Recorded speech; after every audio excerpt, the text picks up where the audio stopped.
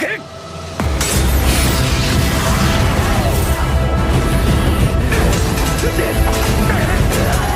battles in anime are awesome. While it's great to have some one-on-ones, and arguably some of the most memorable battles in anime history show, the team battles are no slouches either. At its core, the good team battle allows for a showcase of how two often contrasting fighters fight together, and at its best, the team battle becomes a culmination of the characters' story arcs and development. Today we're going through a list of what I think are the best team battles in anime. Doesn't matter if it's 2 against 1 or 3 against 1 or the entire roster against a complete monster of a final villain. I'd hate to keep you waiting, so let's dive in. Starting this off is Hunter x Hunter's Chrollo vs Zeno and Silva.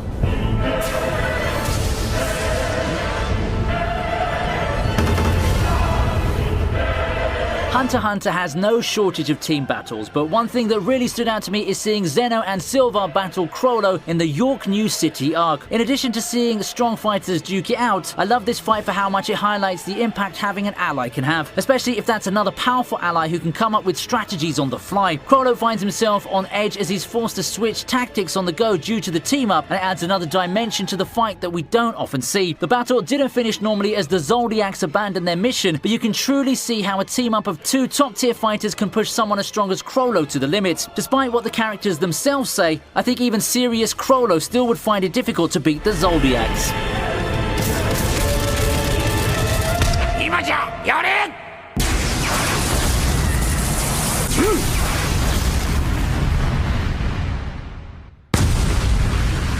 Coming up is Asta and Yami versus Dante.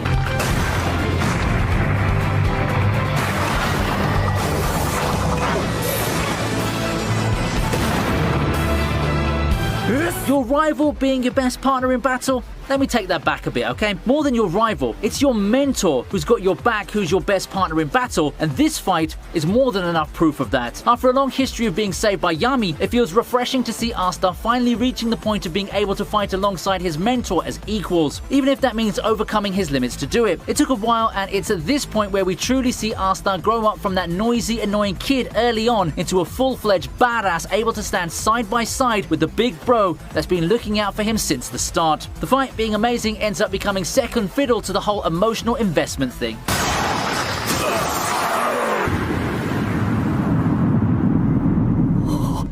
Why stop at duos when you can have everyone join the party like Ordinal Scale's final boss fight?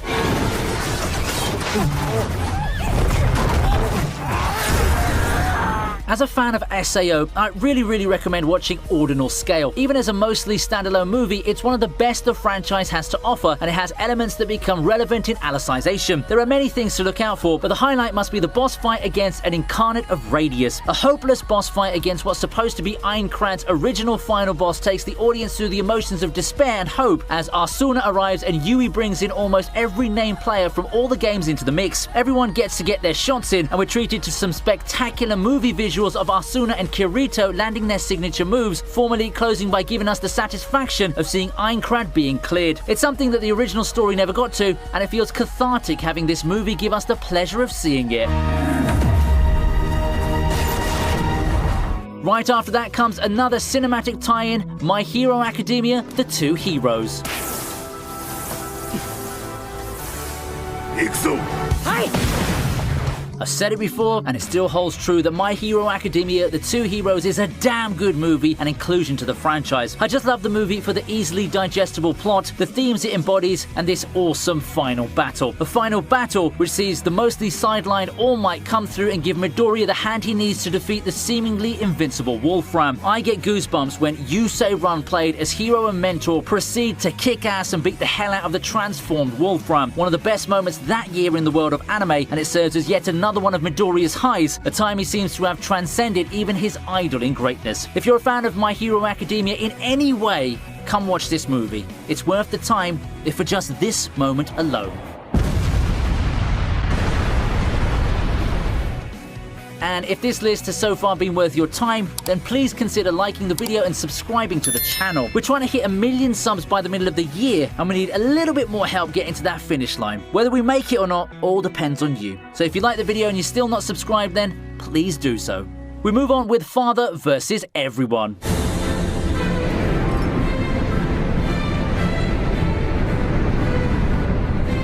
Full Metal Alchemist can't have set up its final battle any better. In a series with so many explosive powers that ought to make anyone pop out of their seat, the final battle ends up being a battle of wills more than anything. That's what makes Full Metal Alchemist such an awesome shonen. Despite having all those cool abilities, it's a title that doubles down on its philosophical themes, and it shows in this final battle. At this point, Father is pretty much God. There's just no way any kind of physical powers would do him in. Even Mustang's powers, assuming he's even able to fight at this point, would do any good. But here we are, seeing Father get defeated by the sheer potential and power of everyone working together. It's symbolic that Ed finally finishes him with the good old fists, and it's so satisfying to see one at the pinnacle of evolution meet his end against the scrappy power of human will. There's so much more to FMA than this battle, so make sure to start watching the series.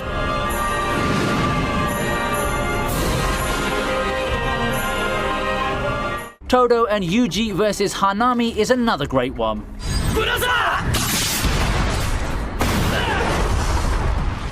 While not as climactic as the Father fight, Todo and Yuji's team up against Hanami is one of the best moments in the entire Jujutsu Kaisen anime. Todo's been the cool bro to Yuji throughout this arc, and seeing them put their quickly built team chemistry in action in this battle is such a great moment. Gojo stole the show at the end, but the teamwork that the two displayed prior to that is something else, don't you think? And that's not even getting to the amazing animation we got for this whole fight. Then again, considering how well the rest of the major fights and key highlights for Jujutsu Kaisen have been animated, it's not surprising for some of you to overlook it. After all, what's gold becomes less valuable when you've got so much of it. And of course, we have to talk about Demon Slayer after Jujutsu Kaisen.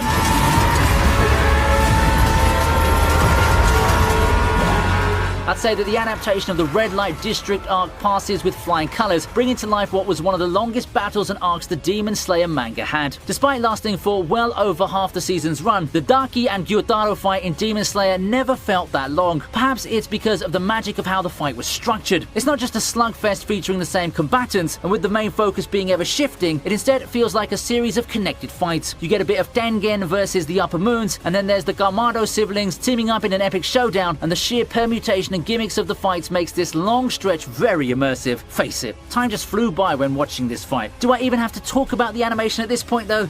It's Demon Slayer. It's Ufotable. You know what to expect.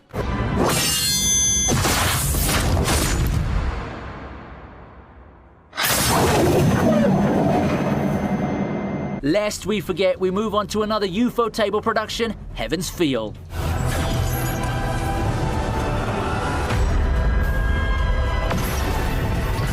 Ryder and Shiro have to be one of the strangest combinations that worked out so well. Nothing about Shiro makes me think that he'd make a good partner for Ryder, but seeing how they took it to the unstoppable Saber Alter gave me some second thoughts. What I like about this team up with Ryder is how the two of them strategized and played to their strengths. Perhaps it has to do with Shiro knowing his former servant's tendencies, but with how they work together, you wouldn't know that they're pretty much known each other as battle partners for a while. Of course, the highlight is more of Ryder's epic attacks and how the entire cavern breaks apart in a clash with Saber Alter. You could just feel the cataclysmic energy watching the sequence, and this battle serves to highlight Ryder's true strength, which is a good thing because Ryder gets jobbed out early on in the other routes.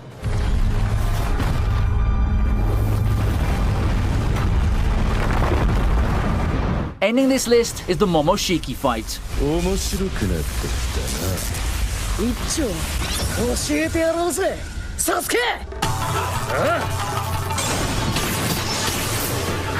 And here's where the All-Stars make their glorious comeback. After what seemed like forever, Naruto and Sasuke finally return to fight together in Boruto, and it's a moment that we'll remember for the ages. Against a threat like Momoshiki, it requires no less than the finest in the franchise to fight together once again to take him down. No joke, this was probably the most popular Boruto has been in ages, and while nostalgia had something to do with it, it seems that the anime team also went the extra mile to make this fight super special. At that point in Boruto's run, the anime has never looked as good as it did when this fight was ongoing. Bringing out the big guns indeed, both in-universe and out of universe. I'm sure you also have some big guns to show, so if you have any other team fights that you want me to look at, tell me in the comments section. In fact, if you want to talk about anything in general, just go ahead. Comments are good for the algorithm. You might also want to check out the channel's Discord server, the Patreon, and the Instagram. Links are in the description, and I look forward to seeing you and connecting with you through those other social media. Thanks for watching. I hope you have a good day, and I wish to see you again for the next video.